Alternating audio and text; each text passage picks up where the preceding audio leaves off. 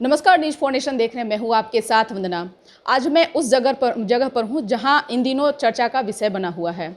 चर्चा है छात्रों के भविष्य, जहाँ बिहार के उन सभी छात्रों के जहन में दिन रात एक ही सवाल उठ रहा है कि हमारा भविष्य जो है अंधेरे में है।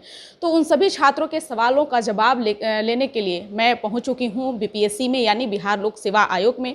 हमारे साथ बात करने के लिए हैं बीपीएससी के संयुक्त सचिव सह परीक्षा नियंत्रक अमरेंद्र कुमार जी। सर, स्वागत है आपका न्यूज फाउंडेशन में। थैंक यू सर, अपडेट के बारे में हम जानकारी लेना चाहते थे कि जो 67वीं की परीक्षा होने वाली है, डीपीओ का है, प्रधानाध्यापक का है, तो क्या कुछ अपडेट है आपके पास? देखिए, पहले कि बिहार में परीक्षा एजेंसियां और भी हैं।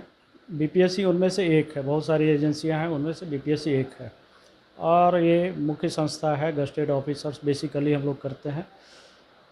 जहाँ तक लड़कों की भविष्य की बात है, हमारे तरफ से तो पूरा प्रयास हो रहा है।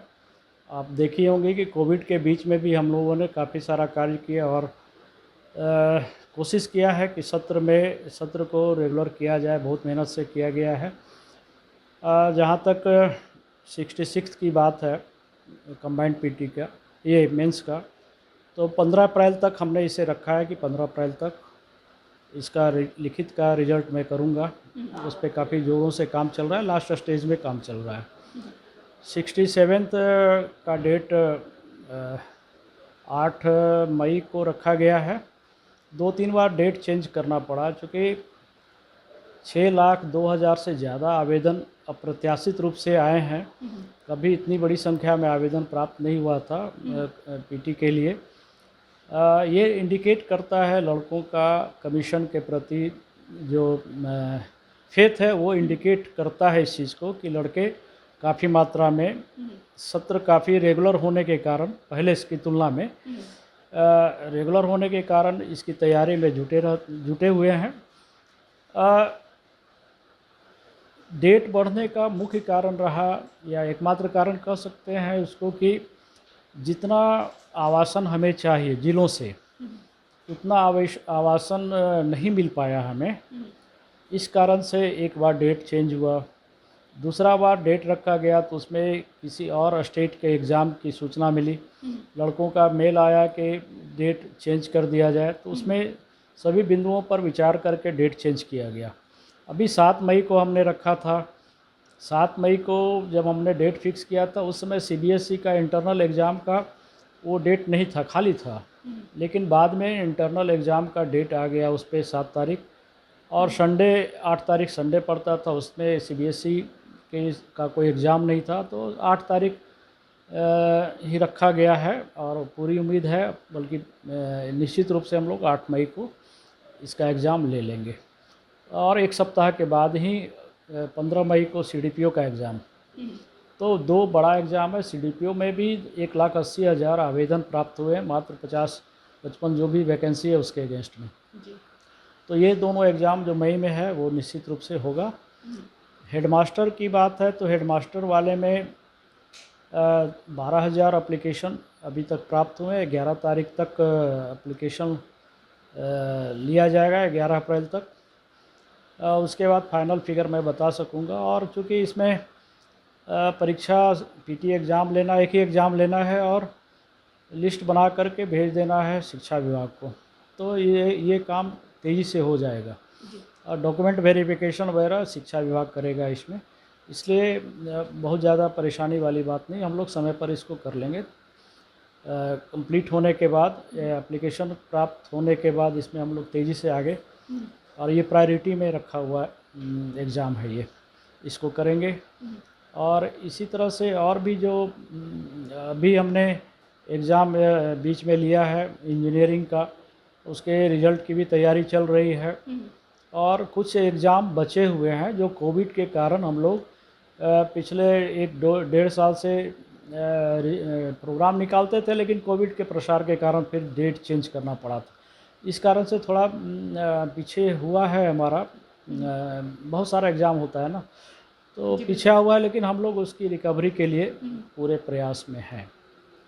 सर, एक मेरा सवाल है कि बीपीएससी के प्रति लोगों का निगेटिव जो है वो छवि बनी हुई है, तो इसको आप सुधारने के लिए आप किस प्रकार से काम कर रहे हैं? नहीं, आपके इस स्टेटमेंट से मैं कतई सहमत नहीं हूँ। ये देखिए, आप अभी देखिएगा कि जो हमारे ऑफिस के बगल में बहुत सारी किताब की दुकानें हैं, जी। इसमें 8 बजे रात को भी कभी-कभी मैं निकलता हूँ ऑफिस बंद करके, तो लड़कों की भीड़ रहती है, किताब खरीदते रहते हैं।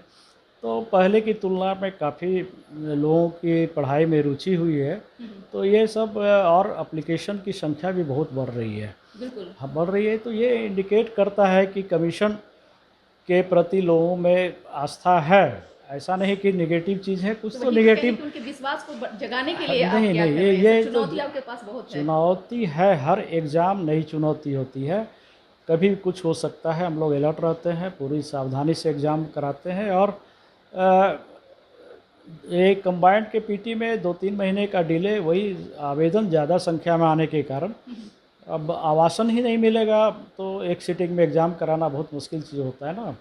तो उसके प्रयास में हम लोग हैं और इस बार सफलता मिल जाएगी। अब समय पर एग्ज़ाम ले लेंगे, समय पर रिजल्ट भी करेंगे। सबसे बड़ा मुद्दा होता है सर लेट सेशन को लेकर के, आप कितने गंभीर हैं और इस पर कैसे काम कर रहे हैं? नहीं, ये तो डे टू डे हमारे चेयरमैन, माननीय चेयरमैन और सेक्रेटरी महोदय वगैरह की, और हम लोग अपने आप में भी मंथन करते हैं कि इस काम को तेज़ी से कैसे किया जाए। आप देखिएगा कि करीब 45 विज्ञापन हमें मिले थे साइंस एंड टेक्नोलॉजी डिपार्टमेंट से। जी। उसमें आधा से ज़्यादा कर दिया है हम लोगों ने, और 2-3 महीने में उसका काम हम लोग सभी विज्ञापनों पर समाप्त कर देंगे। तो बड़ी संख्या में वैकेंसीज़ भी आ रही हैं, अलग अलग विभाग से आ रही हैं वैकेंसीज़, और जो हम लोगों से संडे को भी और शनिवार जो बंद रहता है उसमें भी खोल करके हमारे ऑफिसर और सहायक काम कर रहे हैं। तो हम लोग अपनी तरफ से पूरी कोशिश कर रहे हैं कि इसको हम रेगुलराइज करें। जो भी थोड़ा विलम्ब हुआ है उसको हम इसमें मेकअप कर लें आगे आने वाले 2-4 महीनों में। छात्रों का एक आरोप है कि रिजल्ट को लेकर के लगातार धांधली का आरोप लगता रहा है बीपीएससी पर, तो इसको आप ये कैसे काल्पनिक बातें हैं। मैं एक ही चीज़ कहूँगा, ये काल्पनिक बातें। सर एक सवाल और है कि अब तक के कितने रिजल्ट पेंडिंग में है और बीपीएससी इसको कब तक अपडेट करेगा? ये सिमल्टेनियस प्रोसेस है।